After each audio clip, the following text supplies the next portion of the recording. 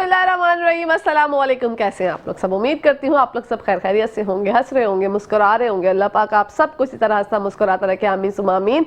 नाजरीन, यह मेरी वो दिल से दुआ जो डेली आप लोगों के लिए लेकर आती हूँ, क्योंकि दिल से जो दुआ निकलती है, बात निकलती है, वो असर रखती है। मैं हूँ आप लोगों की होस्ट, आपकी दोस्त, आप सबकी फेवरेट कहकशां फैसल, और आप लोग मुलाहिजा फरमा रहे हैं आपका फेवरेट मॉर्निंग शो जिसका नाम है मुस्कुराती सुबह। जी हाँ जनाब, मुस्कुराती सुबह का बाकायदा आगाज करते हैं। आज आप लोग यही सोच रहे होंगे मुस्कुराती सुबह में कहकशां आज कुछ ज्यादा एक्स्ट्रा तैयार हुई नहीं है।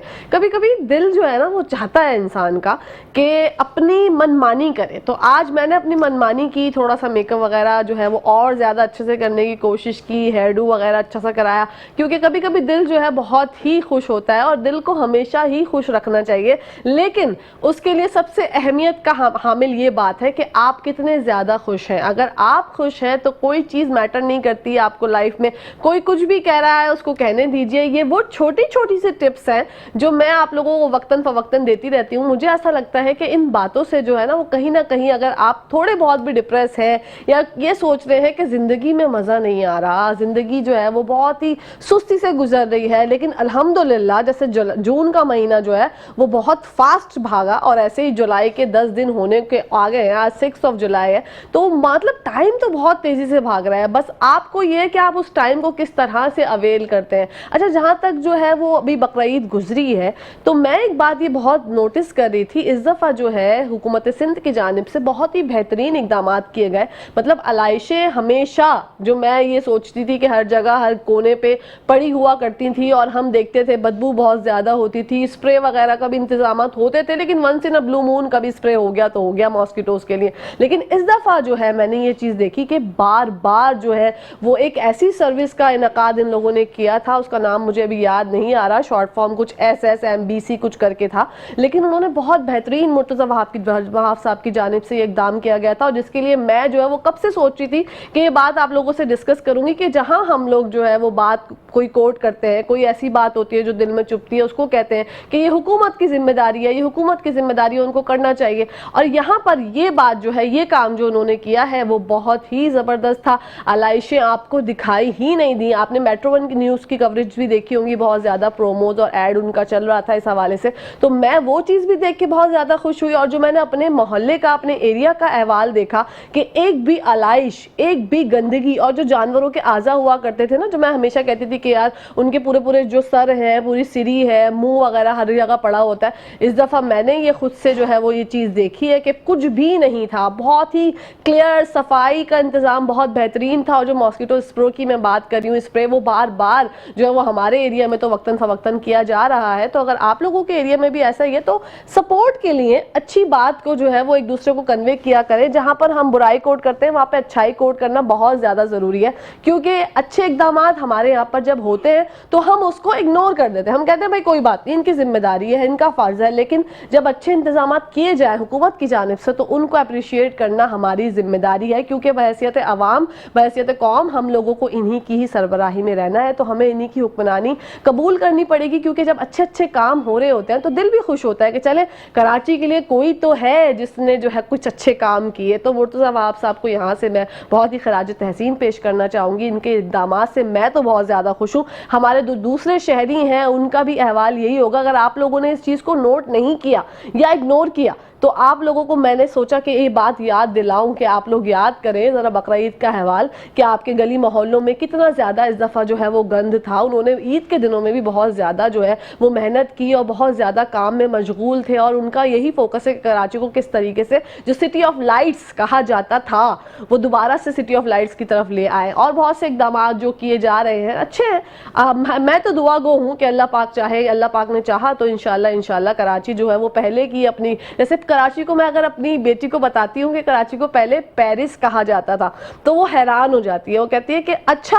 मतलब हमारी कराची को पहले पेरिस कहते थे। मैंने कहा जी हाँ, इतना खूबसूरत था, इतनी सफाई थी कि यहाँ को पेरिस से जो है वो तशबीह दिया जाता था कि पेरिस जो है कराची लगता था पहले। तो अल्लाह करे, दुआ गो है कि वही जो पेरिस का हम लोग कहते थे कि कराची जो है वो पेरिस से कम नहीं है, इंशाल्लाह वो दिन ज़रूर करीब आए। लेकिन यहाँ पर कहीं ना कहीं जिम्मेदारी जो है मुझे लगता है आवाम की भी है। हम लोग हमेशा जो है बस यही करते रहते हैं कि भाई हुकूमत की तमाम जिम्मेदारियाँ हैं, लेकिन जो हमारी अपनी बहैसियत आवाम जिम्मेदारी जिम्मेदारियां हैं उसको समझने की ज़रूरत है, उसको नज़रसानी करने की ज़रूरत है कि तमाम काम जो है ना आप एक इंफरादी तौर पे, आप एक इंडिविजुअल तौर पे क्या कर रहे हैं। आप अपने घर में कचरा जो है वो बाहर फेंकते हैं, मतलब कचरा बाहर फेंकते हैं, या स्वीपर भाई आपके घर में अगर आते हैं कचरा लेने तो आप वहाँ फेंकते हैं, या आप जो है वो शॉपर्स अगर बाहर फेंक रहे हैं, तो ये जिम्मेदारी तो हुकूमत की नहीं है ना, ये तो आपकी जिम्मेदारी है ना कि आप किस तरीके से अपने अपार्टमेंट को साफ रखते हैं, अपने घर का अहाता साफ रखते हैं।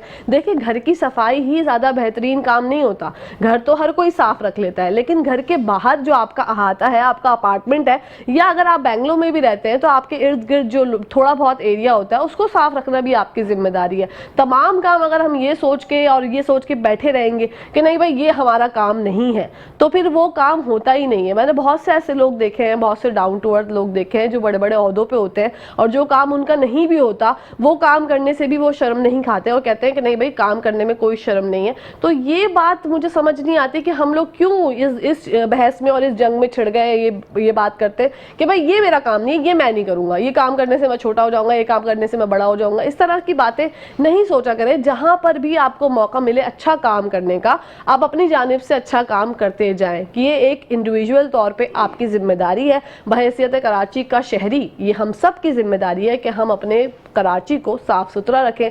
अगर हम साफ सुथरा नहीं रख सकते तो कम से कम गंदगी तो ना फैलाएं। आपको कोई नहीं कह रहा कि आप जाके रोड्स की सफाई करना शुरू कर दें, अपने गली मोहल्लों पर जाके जो है वो ब्लीच या किसी चीज़ से जो है वो सफाई करें। आप अगर नहीं कर सकते तो आप ये कर सकते हैं कि आप एटलीस्ट गंदगी ना करें। जब आप गंदगी नहीं करेंगे तो आपको एक ये खुद से एहसास होगा कि हाँ अल्हम्दुलिल्लाह मैंने जो है वो ये काम बहुत ही आसानी से कर लिया। तो ये तो वो बातें थी जो मैं बहुत टाइम से सोच रही थी कि आपसे करनी है। बल्कि ये जो अलाइशो वाली बात थी ये तो मैं ईद के बाद से ही मेरे दिमाग में कहीं ना कहीं थी कि मैं रोज़ जो है वो आप लोगों से ये बात डिस्कस करूँगी, आप लोगों से कहूँगी, क्योंकि अब अल्हम्दुलिल्लाह हमें एक फ़ैमिली है। तो मुझे ये लगता है अपनी फैमिली के साथ सारी बातें डिस्कस करने से, अपनी सारी बातें करने से जो है वो दिल ज़रा हल्का हो जाता है। और हाजियों की माशाल्लाह आमद हो रही है। हमारी फैमिली में से भी जितने भी हाजी हैं वो भी आ रहे हैं अल्हम्दुलिल्लाह। अल्लाह पाक ने उनको सादत बख्शी। अब जो है वो नेक्स्ट ईयर जो भी जाएंगे हज पर, उनके लिए देखें वो कौन खुश नसीब होंगे। लेकिन बाज़ लोग मैंने सुना है बोलते हुए देखा है कि वो ये कहते हैं कि हमारी इतनी इस्तिताअत नहीं है, हम हज किस तरह से करेंगे, क्योंकि हज खासा महंगा हो चुका है। मैं ये समझती हूँ कि आप अगर दिल से लॉ लगाते हैं ना अल्लाह ताला से, आप अगर कहते हैं कि अल्लाह ताला मेरे पास तो कुछ भी नहीं है, क्योंकि देखें वो तो आपकी शहरक से ज़्यादा करीब है, वो सब कुछ जानता है आपके पास क्या है क्या नहीं है, आपका जाहिर बातिन कोई भी चीज़ छुपी हुई नहीं है। तो आप जब खुल के अल्लाह ताला से कनेक्शन बनाते हैं और आप कह देते हैं कि मेरे पास तो कुछ भी नहीं है लेकिन वसाइल बनाने वाला, ज़रिया बनाने वाली ज़ात तेरी है, तो अल्लाह पाक देखिएगा आप ऐसे ऐसे रास्ते भी खोल देते हैं कि आपके पास कुछ भी नहीं है। मैंने अपनी ऐसी कुछ दोस्तों को बात करते हुए सुना कि वो एक ऐसी मोहतरमा से मिली जो एक मतलब मिलाद शरीफ की महफिल में बैठी हुई थी और वो ज़ारों कतार रोए जा रही थी कि मुझे जो है अल्लाह पाक अपने घर का दीदार करा दे, मुझे उम्रे पे जाने की सादत नसीब फरमा दे। और वो रोई जाती थी लेकिन कोई वसाइल ही नहीं थे। वहाँ पर बैठे हुए एक मौसूफ थे, उन्होंने उनसे कहा कि आप क्यों रो रही हैं? तो उन्होंने कहा मुझे अल्लाह पाक का घर देखना है, खाने काबा की ज़ियारत करनी है और मेरे पास जो है वो पैसे वगैरह कुछ भी नहीं है। उन्होंने कहा आप परेशान क्यों हो रही हैं, मैं आपको जो है वो उम्रे पे भेजूंगा और वहाँ का जो सब तमाम जो आपका खर्चा है वो मैं आपका मतलब अफोर्ड करूंगा और या उठाऊंगा। तो वहाँ पर वो आंटी जो थी वो इतना ज़्यादा अल्लाह पाक से जो है वो रो कर दुआएं जो उन्होंने की थी वो उनकी रंग ले आए। वो जो लोग बैठे हुए थे अतराफ में वो सब हैरान थे कि ये किस तरीके से हो सकता है, मतलब अभी तो ये दुआ मांग ही रही थी और अल्लाह ताला ने मिनटों सेकंडों में इनकी दुआ कबूल कर ली। तो देखिए दुआ का कोई भी वक्त मुकर्रर नहीं है, कभी भी आपकी कोई दुआ कबूल हो सकती है। जब भी तो कहते हैं कि आप अच्छी अच्छी बातें करें, अपने मुंह से अच्छे अल्फाज निकालें, बुरे अल्फाज से इज्तनाब करें। बहुत से लोग ऐसे होते हैं जो कि अपने मुंह से अजीब अजीब बातें निकाल देते हैं, अजीब अजीब बातें कह देते हैं और फिर उसके बाद वो पूरी हो जाती है तो फिर सोचते हैं कि ये बात तो मैंने कही थी। तो ये ऐसी बातें कहने से जो है वो पहले ज़रा सोच लिया करें कि अल्लाह ना करे अगर कोई वक्त ऐसा कबूलियत का है जहाँ पर आपकी अच्छी बातें दुआएं कबूल होती हैं, वहाँ पर आपके बुरे अल्फाज मुँह से निकली हुई बातें भी कबूल हो सकती हैं। और ख़ास तौर पर जब असर मगरिब का टाइम मिल रहा होता है ना, उस टाइम पे तो अच्छी अच्छी बातें सोचा करें, अच्छी अच्छी बातें किया करें लोगों को। और मैंने हमेशा एक चीज़ देखी है कि मैं अपनी ज़िंदगी में ज़ाती तजुर्बा अगर आपको बताऊं अपना, तो मेरा यही होता है कि अगर मेरे साथ कोई गलत करता भी है ना तो मैं उस चीज़ को मैं वो छोड़ देती हूँ कि मैं बोलती हूँ दरगुजर करना अल्लाह ताला को पसंद है, मैंने अल्लाह ताला के लिए दरगुजर किया। और ये सिर्फ एक वैसी बात नहीं है कि मैं स्क्रीन पे बैठी हूँ तो मैं ये कह रही हूँ, मेरा अपना ज़ाती तजुर्बा है। तो आप लोग भी ये चीज़ करके देखिए, ये जो दिलों में हम रख लेते हैं ना बातें, वो कहीं ना कहीं हमारे लिए एसिड बन जाती हैं। वो एक ऐसा तेजाब बन के क्रिएट होता है कि जब आप अकेले में बैठे होते हैं तो वो बात आपको चुभ रही होती है, तंग कर रही होती है, और जो बदला लेने की एक चाह आपके अंदर पैदा होती है वो सबसे ज़्यादा खतरनाक है। क्यों हम लोग जो है वो डिप्रेशन में जा रहे हैं, क्यों हम लोग एंजाइटी के पेशेंट्स हो रहे हैं, क्यों हमें रातों को नींद नहीं आती? ये तमाम वो वजूहात हैं जिनकी वजह से हम परेशान रहते हैं। अगर हम लोगों को माफ़ करना छोड़ें, इग्नोर करें, दरगुजर करें कि हाँ चलो ठीक है, बोल दिया ना इन्होंने, बस ठीक है, सही है, बस, और अल्लाह पे यकीन रखें कि किसी के कुछ कहने से, किसी के कुछ बोलने से कुछ भी नहीं होता। जो चीज़ आपके लिए अल्लाह पाक ने मुंतखब की है वो आपको मिलकर ही रहेगी, चाहे देर हो चाहे सवेर हो, लेकिन जो नसीब में आपके है। देखिए, रिस्क देने वाली ज़ात, राज़िक जो है, सिर्फ अल्लाह पाक की ज़ात है। अगर इस पे ईमान हम लोग कर लेंगे तो हमारी ज़िंदगी बहुत आसान हो सकती है, लेकिन कोशिश करने की ज़रूरत है। बस यहाँ पर ये सोचने की ज़रूरत है कि अगर आप अपना ज़मीर मुतमईन करके सोएंगे ना, आप सबको माफ़ करके सोएंगे ना, तो वो जो नींद आती है उसकी बात ही अलग होती है। लोग स्लीपिंग पिल्स खा के भी सही से सो नहीं पाते, बार बार नींद में से उठते हैं और परेशान रहते हैं कि हमें रात को नींद नहीं आती, हमें ये होता है, हमें वो होता है। अपने ज़ाती रिश्तों की अगर आप कदर नहीं करेंगे, आपके बहन भाई, आपके अतराफ़ में, और इन लॉज का भी मैं यहाँ पर एक बहुत अहम बात आप लोगों से करना चाहूँगी कि अपने इन लॉज को अपनी फैमिली समझें। अगर आप अपनी फैमिली नहीं समझेंगे, देखिए आपके हस्बैंड को परवरिश दे के जिस हस्ती ने बड़ा किया, जिन्होंने पाल पोस के उनको इस काबिल बनाया कि उनकी आपसे शादी हो सके, वो हस्तियाँ कौन है? आपके सास और आपके ससुर। अगर आप ये बात सोच लेंगे तो आपकी ज़िंदगी में प्रॉब्लम्स ही नहीं होंगी। आपको क्यों वो पर्दा नहीं होते, या कुछ हमारी आंटियां इस तरह की बातें कर देती हैं, लेकिन अगर आप उनको अपनी अम्मी समझ के बात दरगुजर करेंगे तो प्रॉब्लम्स नहीं होंगी। तो मैं हमेशा यही कहती हूँ कि बस ये सब चीज़ें समझने की देर है। अपनी नंदों को जो है अपनी भाभियाँ समझें, अपनी बहनें समझें और उनसे अच्छे से ट्रीट करें तो कुछ भी नहीं होता। अगर नंद की मैं बात करूँ, ये जो मैंने आज आउटफिट पहना है ये मेरी नंद ने मुझे गिफ्ट किया था। तो ऐसा रिलेशन जो है अगर आपका होगा अपनी फैमिली के साथ तो प्रॉब्लम्स होंगी ही नहीं। ज़िंदगी जिए भाई, ज़िंदगी एक दफ़ा मिलती है। ये एक ऐसी टिप है कि आप ये ना सोचें ये जो टाइम गुजर रहा है ना, इसको रिवर्स आप कर ही नहीं सकते। ये टैलेंट आपके पास है ही नहीं, क्योंकि जो एक पल, ये जो जितनी सारी बातें मैंने की है ना, ये मैं दोबारा रिवाइंड नहीं कर सकती। ये एक ऐसा अमल है अल्लाह ताला की तरफ से कि जो एक सेकंड गुजर गया, वो एक सेकंड तक हम जो है ना वो रिवाइंड नहीं कर सकते, रिवर्स नहीं कर सकते। तो ये है हमारी औकात। बस अपनी औकात समझ के जो है ना कि हम लोग कुछ भी नहीं है, हम लोग जो है अल्लाह ताला के ताबे हैं। अल्लाह ताला के हुक्म के तहत अगर हम चलेंगे तो हमारी ज़िंदगी बहुत आसान हो जाएगी। लोग कहते हैं 5 वक्त नमाज पढ़ना मुमकिन नहीं हो पाता, नहीं पढ़ पाते, बहुत मुश्किल हो जाती है, कभी काम में बिजी होते हैं, कभी ये हो जाता है, वो हो जाता है। आप कोशिश करें कि आप जो है सिरात मुस्तकीम पे चलने की कोशिश तो करें। आप जब कोशिश करते हैं ना तो आपकी राहें बनती चली जाती हैं। बहुत से लोग ऐसे होते हैं जो परेशान हो रहे होते हैं माली हालात की वजह से या बहुत सी परेशानियों की वजह से कि जाहिर सी बात है महंगाई बहुत ज़्यादा है, नहीं हो पाता गुजारा, सैलरीज बहुत कम है, बहुत से इश्यूज़ हैं। लेकिन जब आप ये सोचते हैं और अपने घरों में ना अपने जो मेहमान होते हैं, आपके जो घर वाले होते हैं, उनकी दावतें करें। मैंने ये देखा है कि आजकल लोग जो है दावतें करने से इज्तनाब करते हैं। कोई आ जाए अगर हमारे घर में मेहमान तो उसको देखकर ये सोचते हैं कि ये क्यों आया, मतलब क्या वजह क्या है, कोई मतलब है या कोई किसको कुछ चाहिए होगा जब ही आया, वरना आजकल किसी के पास तो टाइम नहीं होता। ये इतना टाइम निकाल के अगर आया वो बंदा, हालांकि उसका दिल है वो आपसे मिलने आया है, लेकिन दिमाग में ना एक शक की सुई जो है वो गड़ी होती है और ये सोच रहे होते हैं हम लोग कि नहीं इसका तो कुछ चाहिए होगा, या तो पैसे चाहिए होंगे या कोई मसला होगा, वरना ऐसे तो हम पे मेहरबान नहीं हो सकते। हम लोगों के अंदर जो ये चीज़ आ गई है ना, इसकी वजह से भी बहुत सी प्रॉब्लम्स है। आप अपने दस्तरखान वसी करें। जब आप अपने दस्तरखान वसी करते हैं, आप एक चाय ही अगर अपने किसी मेहमान को ऑफ़र कर देते हैं ना, तो आप यकीन करें कि उनका तो दिल बड़ा होता ही है। वो यही सोच रहे होते हैं कि हाँ भाई इसने हमें ऑफ़र की, वो भले पिए ना पिए उनकी मर्जी, लेकिन उससे जो है अल्लाह पाक भी खुश होते हैं, क्योंकि मेहमान जो है वो रहमत होते हैं।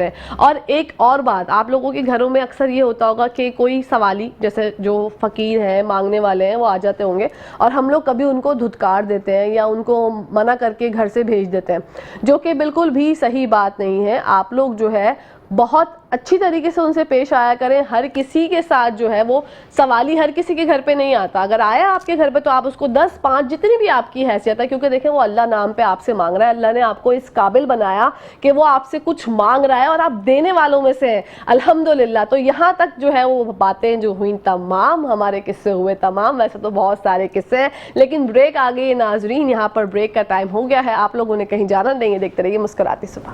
जी नाजरीन, welcome back to the show. आप लोग देख रहे हैं आपका फेवरेट मॉर्निंग शो, जिसका नाम है मुस्कुराती सुबह। मुस्कुराती सुबह का आगाज़ तो हमने बड़ा खूबसूरती से किया, लेकिन अब एक बात जो कि दिमाग में बहुत दिनों से गर्दिश कर रही थी, ये जो चक्कर का आना होता है ना, अक्सर बेशतर लोग जो है वो ये महसूस करते हैं और बता नहीं पाते, एक्सप्लेन नहीं कर पाते कि ये चक्कर की आने की वजूहात क्या है, और ये चक्कर का आखिरकार चक्कर क्या है, किन वजूहात की बिना पे आता है, और इसकी कितनी इकसाम होती हैं, और क्या क्या प्रॉब्लम्स हो सकती हैं अगर किसी मरीज को चक्कर आते हैं। तो ये सब बातों पर रोशनी डालने के लिए हमारे साथ मौजूद हैं डॉक्टर मुनीर हुसैन साहब। आइए उनसे जानते हैं। अस्सलाम वालेकुम, कैसे हैं डॉक्टर साहब? वालेकुम अस्सलाम व रहमतुल्लाहि व बरकातुहू। अल्हम्दुलिल्लाह रब्बिल आलमीन। माशाल्लाह, आपको वेलकम कहते हैं मुस्कुराती सुबह। Thank you. बस आप मुस्कुराती सुबह देखें, चक्कर दूर हो जाएंगे। हाँ, इंशाल्लाह इंशाल्लाह। डॉक्टर साहब, ये चक्कर वाला जो सीन है ना, ये बहुत ज्यादा होता चला जा रहा है। लोगों को वजूहात पता नहीं होती। कुछ होते हैं जिनको जो है वो घबराहट की वजह से चक्कर आते हैं। क्या फ्लू में भी चक्कर आते हैं? नज़ले में ऐसा होता है कि आप जब लेटते हैं तो पूरी दुनिया घूम जाती है, या तो बैठते हैं तो एकदम, लेटने से बैठते हैं तो अचानक से दुनिया घूम जाती है। ये क्या गेम है चक्कर का? ये होता है कि बाद दफ़ा जैसे नज़ला हुआ तो कान का ड्रेनेज हलक में होता है थ्रू द यूस्टेशन ट्यूब, वो ब्लॉक हो जाती है बरम की वजह से। ब्लॉक हो जाती है तो कान का मिडिल ईयर का जो हिस्सा होता है उसमें पानी जमा हो जाता है। ओके। हाँ, तो उसमें थोड़ा आवाज़ें, खड़खड़ की आवाज़ें शुरू हो जाएगी, है ना, थोड़ा सा मामूली सा बहरापन शुरू होगा और चक्कर भी आ सकते हैं। ठीक है, ये बहुत कॉमन है। फिर इसके अलावा एक वायरस सिचुएशन होती है, इसके कहते हैं वेस्टिबुलर न्यूरोनाइटिस। कान का अंदरूनी हिस्सा आउट ऑफ बैलेंस हो जाता है। ठीक है, तो वो 5-6 दिन खाता है, चला जाता है खुद ही। ठीक है। तो ये फ्लू की वजह से भी हो सकता है। बिल्कुल हो सकता है। बाकी कुछ लोग ऐसे होते हैं, जैसे शुगर पेशेंट्स अक्सर शिकायत करते हैं, डायबिटिक पेशेंट शिकायत करते हैं कि हमें जो है वो चक्कर आ जाते हैं, सब कुछ ब्लैक आउट हो जाता है, ऐसा लगता है कि सब कुछ, पूरी दुनिया जो है वो ब्लैक हो गई और हम लोग बैठे बैठे घूम जाते हैं।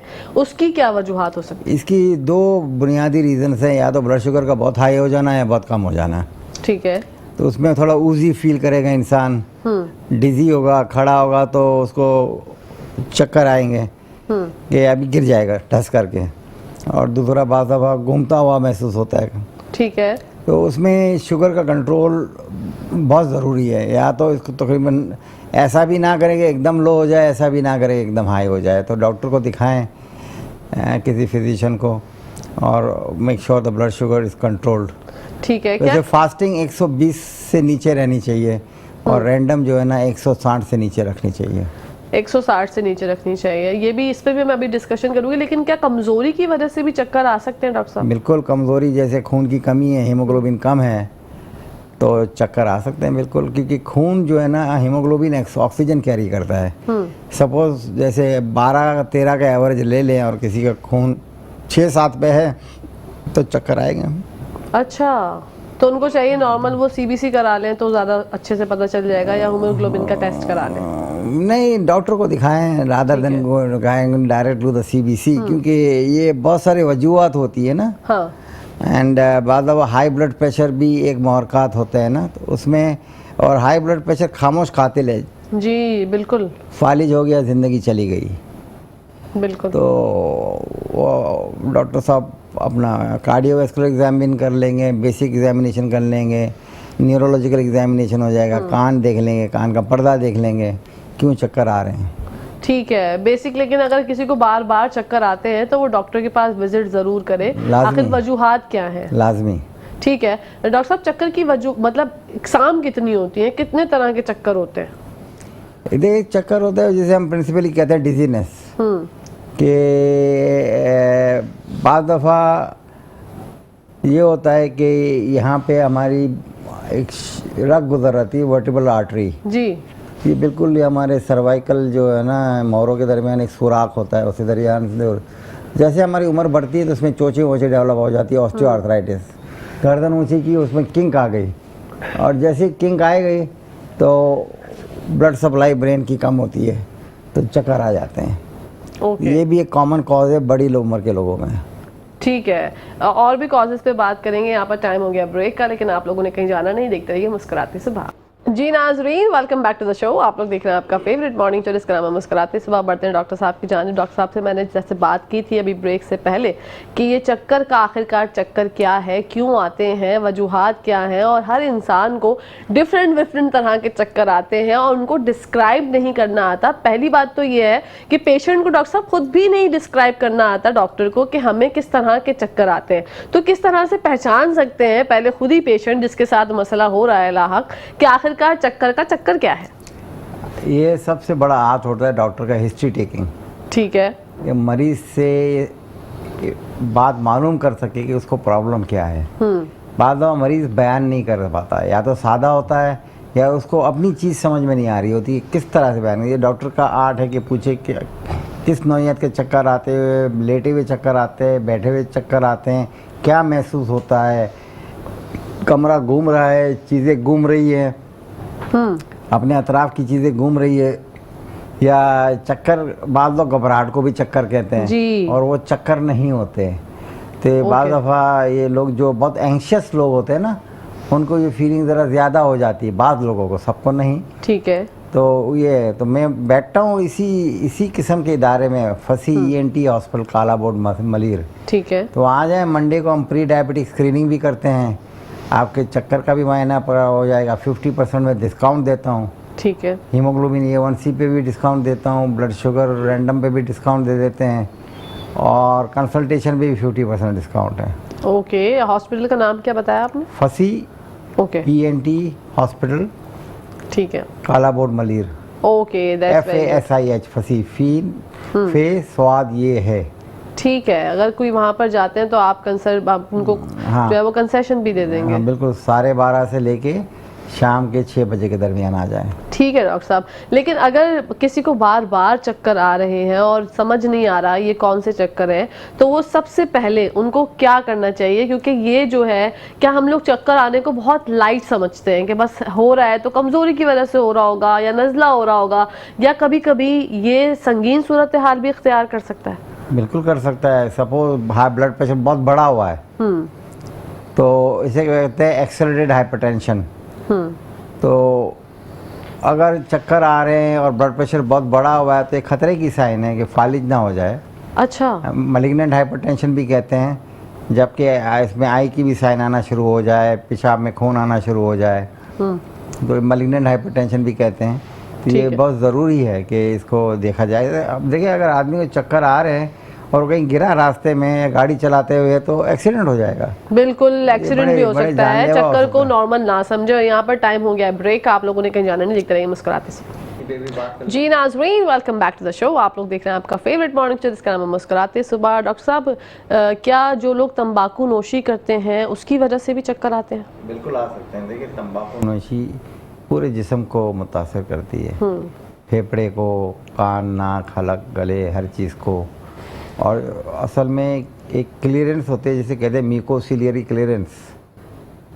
छोटे छोटे माइक्रोस्कोपिक बाल होते हैं, जो हमारे बाल तो नहीं होते, लेकिन वो इसको हम हेयर सेल्स बोलते हैं, सीलिया बोलते हैं, जो कि ऊपर लाते हैं सिक्रीशंस को और वो एलिमिनेट होती है। तो सिगरेट नोशी उस मैकेनिज्म को भी ख़राब कर देती है। अच्छा। तो इंसान का बेसिक डिफेंस ख़राब होना शुरू हो जाता है। इसके अलावा सिगरेट नोशी जो है ना, रिएक्टिव ऑक्सीजन स्पीशीज़ जनरेट करती है, और उससे बहुत सारी चीज़ें मुतासिर होती है और ख़राब होना शुरू हो जाती है। एक किस्म की एजिंग शुरू हो जाती है। ठीक है। फिर ये हर किस्म का कैंसर करती है, हलक का कैंसर, फेफड़े का कैंसर, यहाँ तक के मसाने के कैंसर का बहुत बड़ी वजह भी सिगरेट नोशी है। अल्लाह हो। तंबाकू।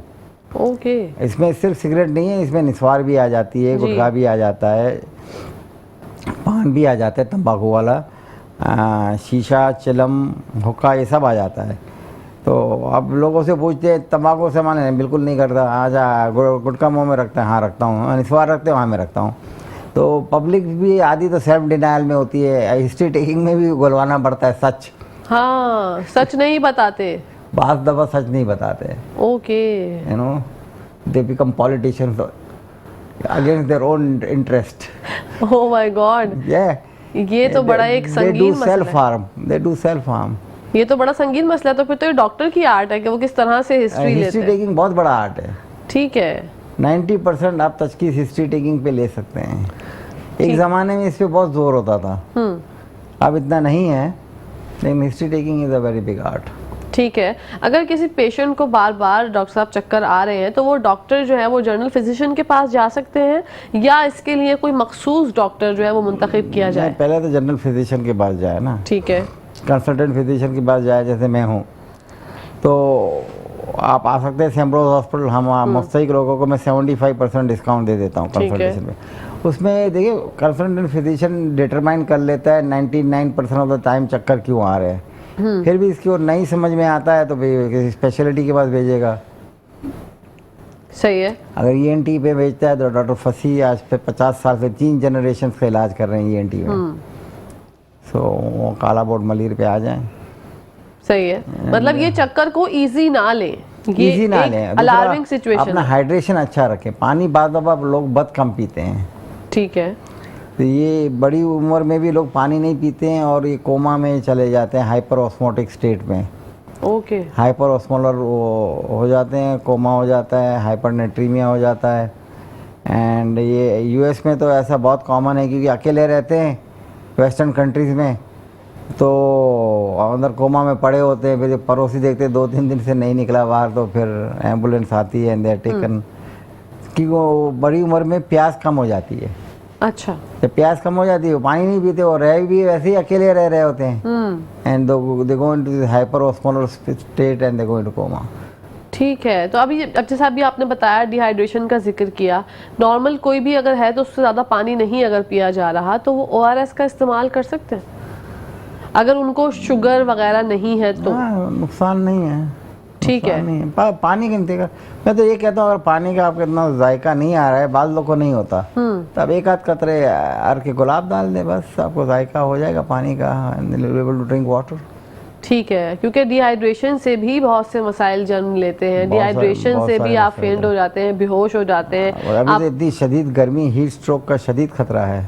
बिल्कुल, हीट स्ट्रोक का अल्हम्दुलिल्लाह ये भी तो खैर मौसम थोड़ा सा बेहतर होने वाला है, बारिशों की पेशगोई है। बारिशें जब होती हैं डॉक्टर साहब, उसके बाद भी बहुत सी बीमारियां जन्म लेती हैं। डेंगू हो गया, मलेरिया हो गया, इन सब से बचने के लिए क्या कर सकते हैं?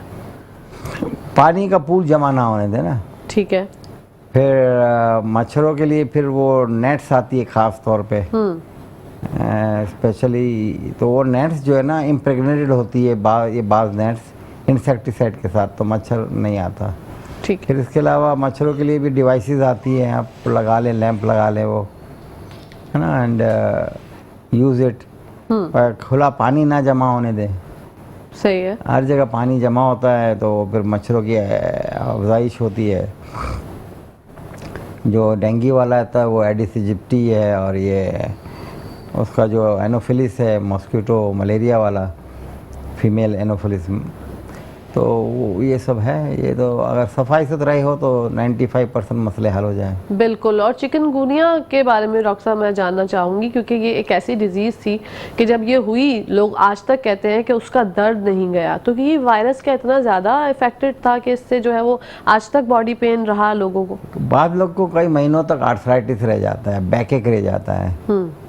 एंड उसमें भी मैं इस पर मशवरा तो नहीं दूंगा कि लोग फिर सेल्फ मेडिकेशन शुरू कर देते हैं ना, तो मैं यही कहूँगा कि फिजिशियन का रब्ता करें। बिल्कुल डॉक्टर साहब के अभी बात कंटिन्यू करते हैं। यहाँ पर ब्रेक का टाइम हो गया। नाजरीन आप लोग कहीं जाइएगा मत, देखते रहिए मुस्कुराते सुबह। जी नाजरीन, welcome back to the show. आप लोग देख रहे हैं आपका फेवरेट मॉर्निंग शो जिसका नाम है मुस्कुराते सुबह। बढ़ते हैं डॉक्टर साहब की जानिब। डॉक्टर साहब, एक हेल्दी जिंदगी जीने के लिए क्या क्या करने की ज़रूरत है? देखें, एक तो दिमाग और जिस्म दोनों का अच्छा होना ज़रूरी है।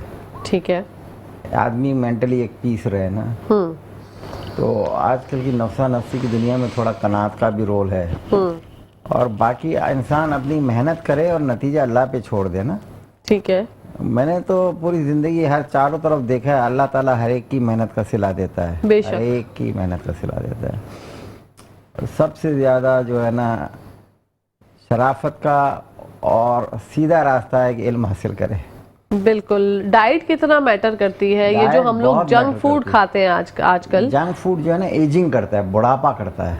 ओह, बड़ी खतरनाक चीज़ है। उसको तो महसूस नहीं होता, जब जोड़ियाँ पड़ना शुरू हो जाएगी, दांत गिरना शुरू हो जाएंगे, दिल की शरियानें तंग होना शुरू हो जाएगी, तो फिर उस वक्त देर हो चुकी होती है। बिल्कुल। इसमें न्यूट्रिशनिस्ट का बहुत अच्छा रोल है। मेरे 2 न्यूट्रिशनिस्ट है जो बहुत अच्छे हैं, डॉक्टर नीना बतूल और एक डॉक्टर शिजिया हैं। She also works in PNS Shifa, and ये लकी स्टार के पास APS के सामने बैठती हैं। ठीक है। तो ये न्यूट्रिशन का बहुत बड़ा रोल है। तो उसमें इंसान की जिस्म के अंदर क्या लेना चाहिए, क्या नहीं लेना चाहिए, क्या कितनी कैलोरीज, डाइट, सर्विंग साइज क्या है, तो बस सीधा इसका फार्मूला है, एक ताई पेट खाली रखें। ओके। घी, मक्खन, तेल, चर्बी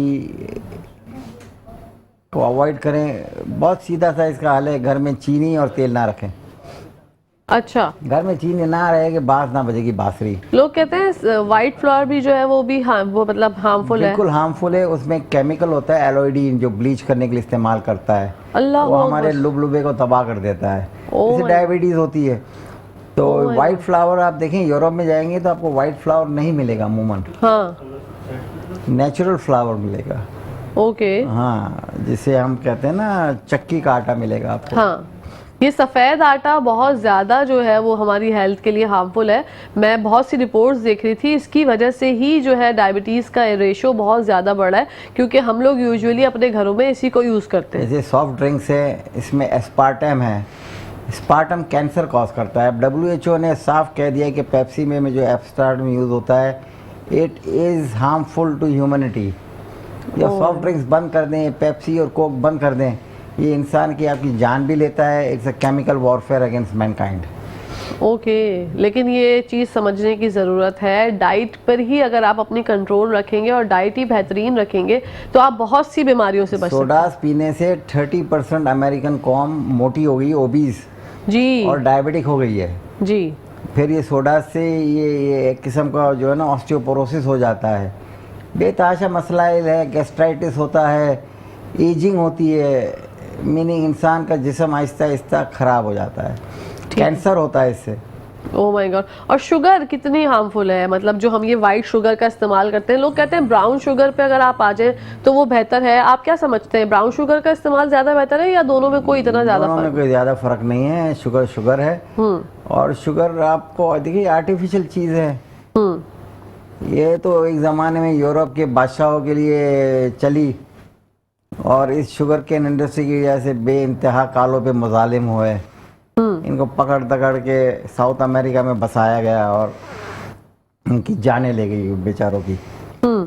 अभी जितना ये अमेरिका भी बसा हुआ है ना, तो खरबों डॉलर के मकरूज है इन कालों के, जिनसे इन्होंने गुलामी कराई थी और हौलनाक मजालिम ढाए थे। ओके। ये शुगर भी, वैसे शुगर नहीं इस्तेमाल ना करे तो अच्छा है। ठीक है। अच्छा, पूरे वर्ल्ड वाइड अगर देखा जाए डॉक्टर साहब, लोग कहते हैं कि शुगर जो है उसको कंट्रोल करके आप जो है नॉर्मल ज़िंदगी गुजार सकते हैं। शुगर भी जो है, डायबिटीज़ भी जो है वो ख़त्म की जा सकती है। क्या ये मुमकिन है, या एक बार अगर हो गई और आपने टैबलेट खा ली तो आपको लाइफ टाइम टैबलेट खानी पड़ेगी? नहीं, ऐसी कोई बात नहीं है। ठीक है। लाइफस्टाइल मॉडिफिकेशन करें, वर्जिश करें, अपना खाना कम कर लें, घी, मक्खन, तेल, चर्बी, मीठा बंद कर दें, वर्जिश करें, रोज़ाना दौड़ लगाएं, जॉगिंग करें, तो अगर इनिशियल लेवल पे डायबिटीज़ है ख़त्म हो जाएगी। ठीक है। और डायबिटीज़ का आपने जो बताया था कि टेस्ट करने की जो मतलब किस तरह का तरीक़ेकार होना चाहिए, रैंडम अगर कर रहे हैं तो कितनी शुगर होनी चाहिए, और अगर फास्टिंग करके कर रहे हैं, और फास्टिंग कितने घंटे की होनी चाहिए? देखिए, अमूमन जो एग्जैक्ट साइंटिफिक रूल है वो 12 घंटे की फास्टिंग है। ठीक है। और 126 लिमिट है। अगर 126 से ऊपर आ जाती है फास्टिंग में तो person is considered diabetic. Okay. फिर रैंडम जो है ना, अगर 180 से ऊपर चली जाती है तो इज कंसिडर्ड डायबिटिक। ठीक है। वैसे अगर ऑलरेडी डायबिटिक है तो अपनी कोशिश करें शुगर 110 100 के करीब रहे फास्टिंग, और रैंडम 150 160 रहे। ठीक है। अच्छा, रैंडम करने का तरीक़ेकार क्या है टेस्ट शुगर? क्योंकि लोग जो है वो नाश्ता करके या खाना खाने के बाद फ़ौरन कर लेते हैं शुगर टेस्ट। नहीं, 1-2 घंटे बाद कर लें। ठीक है, 1-2 घंटे बात कर लेंगे तो रिजल्ट अच्छा आएगा। हाँ। ये भी पता होना चाहिए ना डॉक्टर साहब, इसकी भी अवेयरनेस बिल्कुल, ये नहीं बहुत होती। अवेयरनेस की जरूरत है। हमारे यहाँ थैलेसीमिया इतना कॉमन था, डॉक्टरों को बच्चे पैदा होते थे थैलेसीमिया, इनको होश नहीं होता था बच्चे को थैलेसीमिया है। एक बच्चा पैदा हुआ, दूसरा हुआ, तीसरा हुआ, फिर चौथे बच्चे पे जाके समझ में आया ये तो थैलेसीमिया है। ओह माय गॉड, ये डॉक्टरों तक को नहीं मालूम था। और ये थैलेसीमिया पाकिस्तान में बहुत है, बहुत ज्यादा। बिकॉज हमारे यहाँ कजिन मैरिजेस बहुत ज्यादा है। जिसको खत्म होने की जरूरत है। इसके अलावा कजिन मैरिजेस की वजह से और बहुत सारे प्रॉब्लम्स हैं, मैंने देखा है ना। मैंने फैमिलीज में देखा है कि बच्चों के कॉक्लियर डेफनेस होती है, बाज़ को स्किन डिजीजेस होती है, एंड एपोडर्मोलाइसिस बुल्लोजा, पेम्फिगस, पेम्फिगॉइड, दुनिया भर की चीज़ें हैं, इक्थियोसिस। लेकिन ये फिर भी नहीं मानते। अगर इनको बोलेंगे कजिन मैरिज ना करो तो पब्लिक नाराज भी हो जाती है, मुझसे भी नाराज होती है। जी। मैं इनको साइंटिफिक फैक्ट समझाता हूँ कि ये आपकी प्रोबेबिलिटीज हैं। फिर ये समझने की ज़रूरत है, शऊर जो है वो आना ज़रूरी है, बेदार हो जाना ज़रूरी है, क्योंकि प्रॉब्लम्स जो है वो बड़ी से बड़ी चलती चली जा रही हैं और ख़त्म होने का नाम नहीं ले रही जब तक आप लोग इस चीज़ पे नज़रसानी नहीं करेंगे कि आखिरकार रूट कॉज क्या है। बिल्कुल सही कह रहे हैं। देखिए, शऊर बहुत बड़ी चीज़ है। बेशक। हम मज़हब जो है ना, इस्लाम है ही शऊर का नाम। बेशक। रसूल करीम हज़रत मोहम्मद सल्लल्लाहु अलैहि वसल्लम ने आके पूरी कायनात को शऊर दिया। बेशक आज हम चीज़ को समझें, समझने की जरूरत है। बहुत बहुत शुक्रिया डॉक्टर साहब आपका। इंशाल्लाह जिंदगी रही तो आपसे। Thank you so much, it's a great programme. Thank you. मुस्कुराती सुबह के साथ इसका आप ये कहकाती सुबह भी रख लें। बहुत शुक्रिया डॉक्टर साहब फॉर द ब्यूटीफुल सजेशन। नाज़रीन, यहाँ पर टाइम हो गया ब्रेक का, आप लोगों ने कहीं जाना नहीं, देखते रहिए मुस्कुराती सुबह। आप लोग देख रहे हैं आपका फेवरेट मॉर्निंग शो जिसका नाम है मुस्कुराते सुबह। और अब हम बात करते हैं इंटरमीडिएट के इम्तिहानात जो चल रहे हैं। बच्चों के दिल में ये खौफ होता है जब पेपर्स होने वाले होते हैं कि किस तरह से पेपर्स होंगे। हमारे तालीमी निज़ाम में जो कोताहियाँ गलतियाँ होती हैं वो हम सब जानते हैं। चीटिंग बहुत उरूज पे होती है। किस तरह से जो है बच्चे तैयारियाँ करते हैं और क्या अहवाल हैं कॉलेजेस के, स्कूल्स के, जहाँ पर पेपर जो इम्तिहानी मराकज़ बनाए जाते हैं वहाँ पर क्या सूरत हाल है, क्या सिस्टम जो है सब तरीके से सही बेहतरीन हो रहा है या कहीं ना कहीं कोताही बढ़ती जा रही है। हम थोड़ी देर में जो है इदरीस अराई साहब से बात करेंगे। अच्छा जी, वो लाइन पर है। इदरीस अराई साहब लाइन पर हैं, हमारे नुमाइंदे मेट्रो वन न्यूज़। अस्सलाम वालेकुम, कैसे हैं इदरीस साहब? अल्हम्दुलिल्लाह, अपना सब खैरियत, ठीक ठाक। इदरीस साहब बताइएगा, क्या अहवाल है इम्तिहानी मराकज़ का? बच्चों का जोशो खरोश है या खौफ व हिरास का शिकार है? और जो तमाम सिस्टम है, सूरत हाल है, आप क्या समझते हैं सब चीज़ें बेहतरीन चल रही हैं? देखिए जी, सबसे पहले तो मैं आपको ये बताऊं कि ये दूसरा मरहला स्टार्ट हुआ है। पहले मरहले में इंटर पार्ट 2 यानी सेकंड ईयर के जो पेपर थे वो हुए मुख्तलिफ ग्रुप के, कॉमर्स के, साइंस के, general group, pre medical, pre engineering, arts group. इस तरीके से अब जो स्टार्ट हुए हैं ईद उल अज़हा के बाद वो हुए पार्ट 1 के। ये दूसरा मरहला था। और मैं आपको थोड़ा सा ये बताऊँ कि जो अच्छा, मुझे आवाज़ बहुत कम आ रही है वो तो वाकई बड़े अच्छे तरीके से और बड़े भरपूर तरीके से दे रहे हैं। और जिनका काम ही सिर्फ नकल से आसरा है या फिर तैयारी नहीं है या फिर इधर उधर देख के करना है, वो यकीनन घबराए हुए हैं। आपकी बात बिल्कुल सही है। मैं आपको थोड़ा सा ये बताऊं कि इंटर साल अव्वल के जो तमाम ग्रुप के जो सालाना इम्तिहान है उसका बाकायदा आज से आगाज़ हुआ है। और जिसमें ये science, pre engineering, pre medical, general, commerce, regular commerce, इस तरीके से ये सारे जो है इम्तिहान देंगे। अच्छा, शहर कराची में जो टोटल इम्तिहान दे रहे हैं वो 1,23,000 के करीब तलबा और तालबात है जो सुबह और शाम शिफ्ट में पेपर दे रहे हैं। अच्छा, इनके जो मजमूई तौर पर इम्तिहानी मराकज़ बनाए गए हैं वो हैं तकरीबन 214 के करीब, जिसमें तकरीबन 118 जो है वो इम्तिहानी मराकज़ सुबह के टाइम पे हैं और 96 ये शाम। और आज जो पर्चा लिया जा रहा है वो बायोलॉजी का है और बायोलॉजी का पर्चा कोई इतना मुश्किल नहीं होता। इससे तकरीबन जो नकल करने वाले बच्चे हैं या जिनकी तैयारी नहीं होती उनको भी एक आसरा होता है कहीं ना कहीं से मसला हल हो जाएगा, तो लिहाजा वो भी होशी नजर आ रहे हैं। ठीक है, आपको मैं यहाँ पे एक अहम बताऊँ। देखें जी, इंटर बोर्ड की जानिब से हमेशा तैयारी तो बहुत ज़बरदस्त होती है, बहुत बर वक्त पर्चा हर इम्तिहानी मराकज़ से पहुँच रहा होता है। लेकिन एक यहाँ पे जो चीज़ देखने में आई है वो पिछले पेपरों में या पिछले गुज़श्ता सालों में देखने में आई है वो यही है कि जो नकल माफिया है ना वो हर वक्त अरूज पे रहती है। पिछले जो पेपर गुजरे इसमें कई पेपर ऐसे थे, कई इम्तिहानी वो थे कि जो हमें ना व्हाट्सएप ग्रुप पे बकायदा उसका पेपर सॉल्व जो है वो मिल जाता था कि हमें पेपर शुरू होने से पहले ही व्हाट्सएप ग्रुप पे जो है वो पेपर आया हुआ है। तो इस तरीके से ये सिलसिला है और नकल माफिया पता नहीं क्यों यानी कि इतनी पावरफुल है कि इंटरमीडिएट के जो इम्तहान हैं या जो इंतज़ामिया है या जो सिंध गवर्नमेंट है जो बाकायदा ministry of board and universities हैं इस्माइल राउत साहब वो क्यों नाकाम नजर आते हैं। ये कई बार उनसे पूछा है लेकिन वो सही जवाब नहीं दे पाए। जी ओके, बहुत बहुत शुक्रिया आपका इद्रिस अनाई साहब। हमारे मेट्रो वन न्यूज़ के नुमाइंदे हमारे साथ मौजूद थे, उन्होंने बताया हमारे में इम्तिहानी मराकज़ का अहवाल। अब यहाँ पर टाइम हो गया नाजरीन ब्रेक का, आप लोगों ने कहीं जाना नहीं, देखते रहिए मुस्कुराते सुबह। जी नाजरीन, welcome back to the show. आप लोग देख रहे हैं आपका फेवरेट मॉर्निंग शो, इसका नाम है मुस्कुराते सुबह। और मुस्कुराते सुबह में मैंने जैसे कि आज आपको बहुत अच्छी अच्छी बातें बताई। अब लास्ट में जो हमारा बिल्कुल लास्ट का टाइम रह गया उसमें आपको एक बहुत अहम बात से आगाह करना चाहूँगी कि बारिशों का जैसे हम सब सुन रहे हैं कल से कराची में आमद है, लेकिन लाहौर की सूरत हाल से अगर मैं आप लोगों को आगाह करूं तो वहाँ पर बहुत ज़्यादा जो है वो संगीन सूरत हाल है। जलथल ने जो है वो इस तरह से तबाही मचाई है कि 12 अफराद जो है हलाक हो गए, इंतकाल कर गए। एहतियाती तदाबीर हम लोगों को करनी बहुत ज़्यादा ज़रूरी है। अगर लाहौर की मैं बात करूं, लाहौर में वही हाल हुआ है लास्ट टाइम जो हमने कराची में देखा था कि पूरे गाड़ियों के जो व्हील्स हैं वहाँ तक जो है वो पानी जो है वो आ गया है और उसकी वजह से बहुत ज़्यादा प्रॉब्लम्स हैं।